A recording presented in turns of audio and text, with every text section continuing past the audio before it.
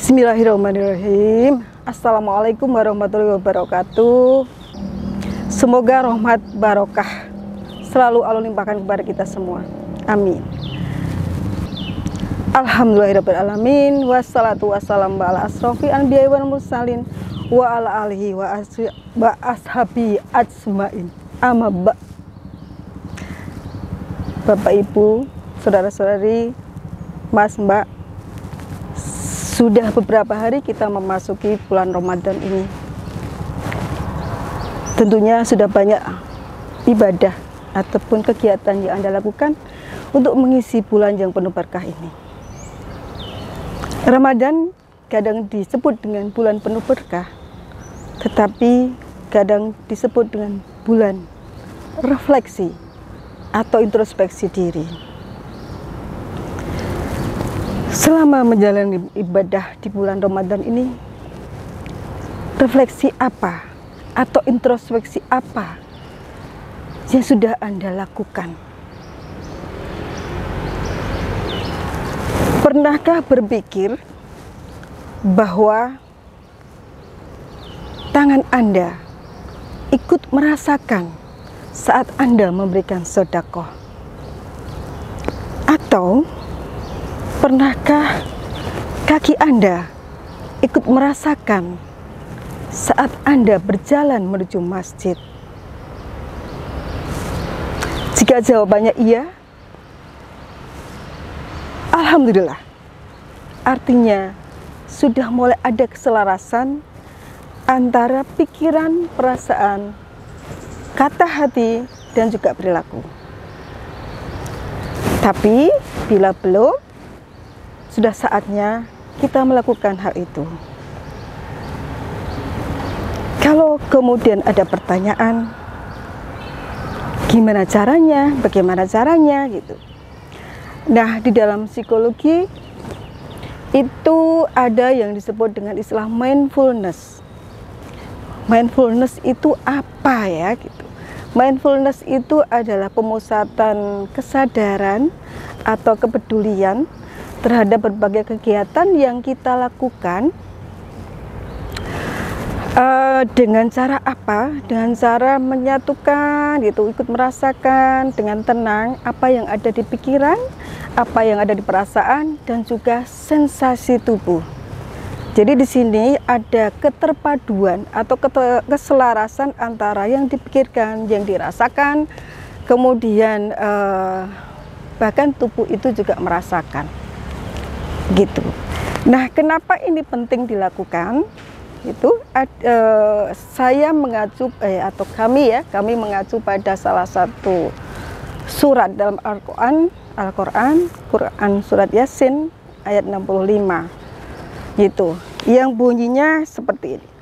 Al-yauma nahtimu ala afwaihim wa tukalimuna aidihim wa tashhadu arjuluhum bima kanu yaksibun. Artinya, pada hari ini kami membungkam mulut mereka. Tangan mereka lah yang berkata kepada kami, dan kaki mereka lah yang akan bersaksi terhadap apa yang dahulu mereka kerjakan. Itu dasarnya. Kenapa semua yang kita lakukan itu harus ada keselarasan. Kemudian Anda bisa membayangkan kalau seandainya terdapat ketidakselarasan. Jadi ini kalau saya istilahkan ketika suatu ketika saat mulut kita terkunci, maka yang bisa bicara hanya tangan, kaki, mungkin pendengaran. Gitu. Terus apa yang bisa mereka katakan bila tidak ada keselarasan? Mereka akan bicara semau mereka, sesuka mereka. Nah, karena itu maka kita bisa berlatih suatu cara atau salah satu cara yang sering digunakan dalam psikologi, namanya mindfulness. Oke? Baik, terus misalnya kapan mindfulness itu bisa dilakukan? Kapan saja itu dilakukan? Jadi mindfulness bisa dilakukan dalam kegiatan sehari-hari, mungkin saat makan sahur, saat puasa. Yang lain lagi misalnya saat Anda berjalan dari tempat parkir menuju ruang kuliah, Anda juga bisa menggunakan mindfulness ini. Karena hasil penelitian di bidang neuroscience atau neurocognition menunjukkan bahwa ketika seseorang itu berjalan, itu ada gerakan kontralateral, sebetulnya sedang mengaktifkan belahan otak kanan dan belahan otak kiri. Belahan otak kanan itu untuk kreativitas, untuk imajinasi, sebenarnya belahan otak kiri untuk bahasa. Jadi kalau itu diaktifkan bersama-sama, Anda bisa bayangkan luar biasa hasilnya. Apalagi kalau kemudian Anda menyadarinya, gitu ya. Jadi manfaatnya apa gitu? Mindfulness dari sisi neuroscience adalah bisa mengaktifkan belahan otak kanan dan belahan otak kiri. Artinya orang akan seimbang dalam berpikir secara analitis, tapi juga kadang-kadang ada seninya.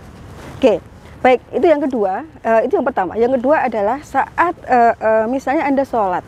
Kita sholat ya, sholat itu mindfulness ini jadi penting karena apa? Supaya kita menjadi khusyuk, gitu. Karena di dalam surat Al-Jin ayat 19 juga disebutkan bahwa saat kita sholat itu sebenarnya dikerubuti atau dikerumuni banyak jin ya, gitu, yang itu membuat orang menjadi mudah tergoda gitu, sehingga kadang lupa jumlah rakaatnya, kadang lupa suratnya gitu, dan itu harus mengulang lagi dari awal dan seperti itu. Nah ini penting, kenapa penting ya? Kenapa penting untuk melakukan mindfulness? Karena bisa dilihat manfaatnya. Baik, kemudian yang berikutnya lagi, terus gimana ya gitu? Gimana caranya mindfulness itu? Jadi yang pertama itu kalau kita mau melakukan mindfulness, sadar lingkungan dan sadari diri. Artinya kita berada dalam lingkungan seperti apa dan kita mau melakukan kegiatan apa. Itu yang pertama. Yang kedua adalah niatkan bahwa apa yang kita lakukan ini dalam rangka menjemput ridha Allah. Jadi kita harus melepaskan, kita memang harus memusatkan perhatian, kita harus khusyuk mengerjakan apa yang ingin kita lakukan. Kemudian yang ketiga, lakukan apa yang memang akan Anda lakukan. Kemudian yang keempat, setelah Anda lakukan, coba Anda rasakan, Anda hayati dalam aktivitas yang Anda lakukan itu. Gitu. Anda bisa merasakan gerakan, oh kalau misalnya berjalan itu ternyata seperti ini. Tangan yang bergerak melenggang itu rasanya seperti ini. Dan seperti itu. Kemudian yang berikutnya, silakan nikmati. Yang keempat adalah menikmati gerakan-gerakan itu. Silakan nikmati gerakan-gerakan itu. Gitu. Dengan senang hati Anda akan melakukan itu.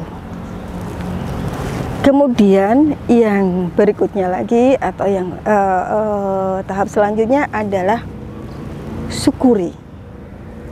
Syukuri bahwa Anda masih diberi kesempatan untuk melakukan aktivitas sesuai dengan yang Anda harapkan, Anda inginkan. Dan Anda bisa menikmatinya. Itu semata-mata karena apa? Karena izin Allah. Gitu.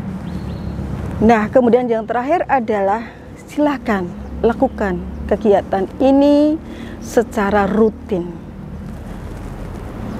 Berulang-ulang, dan setiap kali Anda melakukan kegiatan itu selalu dilakukan dengan mindfulness.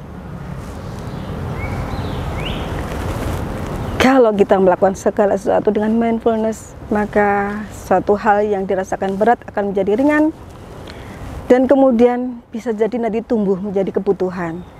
Kebutuhan itu seperti apa? Karena kalau kita tidak melakukan hal itu, maka ada sesuatu yang kurang, sehingga kita harus melakukan hal itu. Begitu tahap-tahapannya. untuk melakukan mindfulness. Mudah-mudahan bisa dilakukan dan mudah-mudahan bermanfaat. Sebagai penutup, perkenankan saya menyampaikan quotes untuk hari ini. Izinkan setiap inci dari tubuh kita untuk beribadah, agar kelak dia bisa mempertanggungjawabkan saat mulut ini sudah terkunci. Terima kasih. Itu yang bisa saya sampaikan. Kurang lebihnya mohon maaf. Wabillahi taufik wal hidayah. Assalamualaikum warahmatullahi wabarakatuh.